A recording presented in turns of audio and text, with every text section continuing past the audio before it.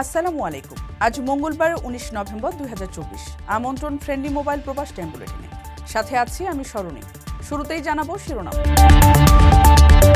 ওমানের জাতীয় দিবসে জাঁকজমক আয়োজন, উৎসবে যোগ দিয়েছেন প্রবাসীরাও। এখনও আমিরাতের জেলে বহু বাংলাদেশি, ধীরগতির পদক্ষেপে বাড়ছে হতাশা। মালয়েশিয়ায় পাসপোর্ট প্রার্থীদের লাঠিপেটা, প্রবাসীদের মধ্যে চাপা ক্ষোভ।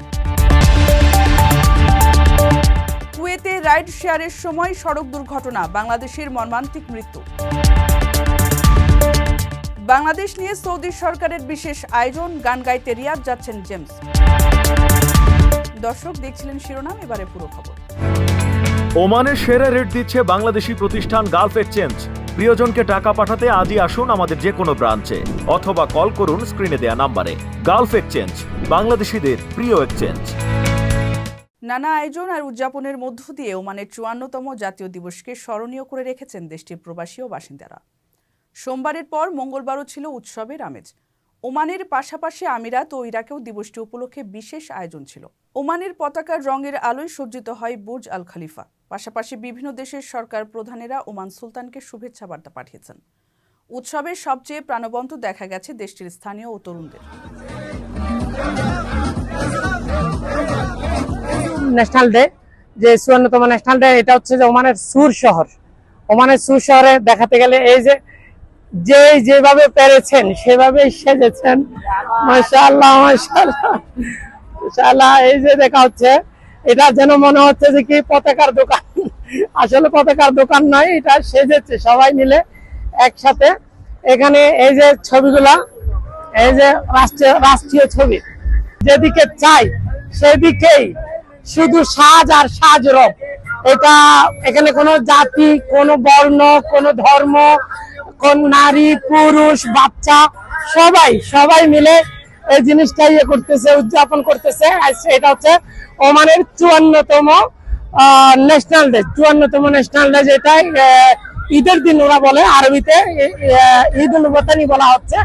ঈদ উল ওয়াতানি মানেই হচ্ছে আজকে এদের জাতীয় একটা ঈদ, জাতীয় ঈদ। এই ঈদে আজকে রাস্তায় রাত 9টা থেকে সীমাবদ্ধ করে দেওয়া হয়েছিল, যে রাত 9টা থেকে 11:30 বা 12টা পর্যন্ত সবাই রাস্তায় নামতে পারবে।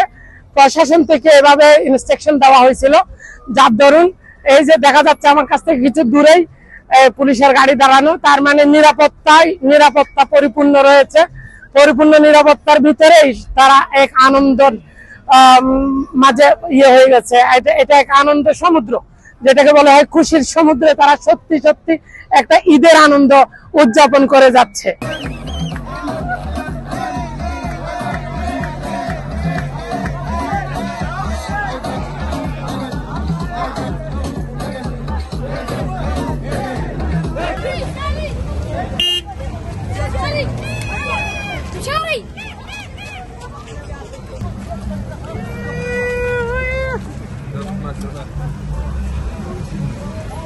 কারো কাছে স্বপ্ন পূরণ, কারো আনন্দের উপলক্ষ, আবার কারো জীবন পাল্টে দেওয়ার মুহূর্ত, কখনো জীবন বাঁচাতে সর্বোচ্চ গতিতে উড়ে চলা, কারো আবেগের শেষ মুহূর্ত, আপনজনের শেষ বিদায়ে শামিল হওয়া। এমন সব ইচ্ছে পূরণে সর্বনিম্ন ভাড়ায় দ্রুত গতির বাহন প্রবাসীর হেলিকপ্টার। আপনার প্রয়োজনে যোগাযোগ করুন আমাদের হটলাইনে।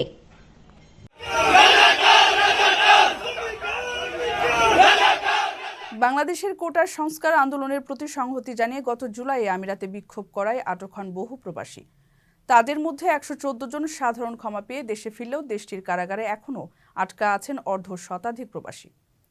ধীরগতির কূটনৈতিক তৎপরতায় তাদের মুক্তির বিষয়ে আশার আলো দেখছেন না বলে একটি গণমাধ্যমের প্রতিবেদনে অভিযোগ তুলেছেন প্রবাসীরা। আন্দোলনকে সমর্থন জানিয়ে সামাজিক মাধ্যমে লেখালেখির কারণে সংযুক্ত আরব আমিরাতে প্রায় 2 মাস কারাবন্দী ছিলেন হাফেজ মোহাম্মদ। গেল মাসে দেশে ফেরা এই প্রবাসী এখনও প্রেস ক্লাব সহ সচিবালয়ের দ্বারে ঘুরছেন আমিরাতের জেলে আটক অর্ধশতাধিক প্রবাসীকে দেশে ফিরিয়ে আনার দাবিতে। এদিকে খালেদ সাইফুল্লাহ নামে আটক এক প্রবাসীর স্ত্রীর আবেদনের প্রেক্ষিতে তাকে মুক্ত করতে উদ্যোগী হয়েছে বাংলাদেশ। প্রবাসী কল্যাণ মন্ত্রণালয়ের পক্ষ থেকে আবুধাবির বাংলাদেশ দূতাবাসে গত 28 অক্টোবর খালেদ সাইফুল্লাহর মুক্তির ব্যবস্থা করতে একটি চিঠি পাঠানো হয়েছে। ধারণা করা হচ্ছে আমিরাতের জেলে এখনও আটক আছেন 70 জনের বেশি প্রবাসী বাংলাদেশি।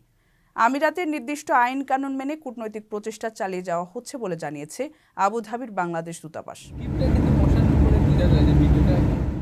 প্রবাসীদের বিনিয়োগের শতভাগ নির্ভরযোগ্য প্রতিষ্ঠান প্রবাসীর সিটি লিমিটেড। এখানে বিনিয়োগ করে হালাল মুনাফা অর্জন করুন।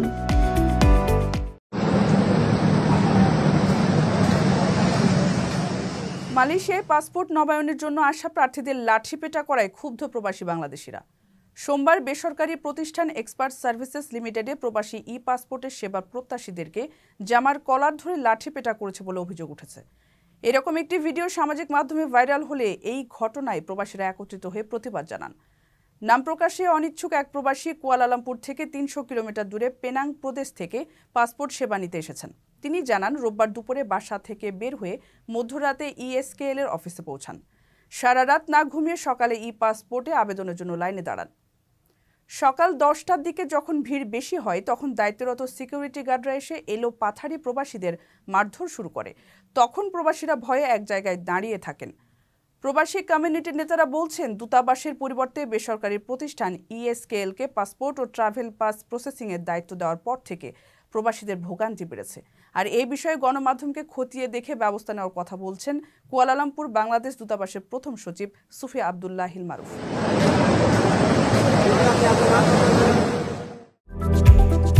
আকর্ষণীয় রেট ও দারুণ সব ডাটা বান্ডেল পেতে আজই ব্যবহার করুন ফ্রেন্ডলি সিম।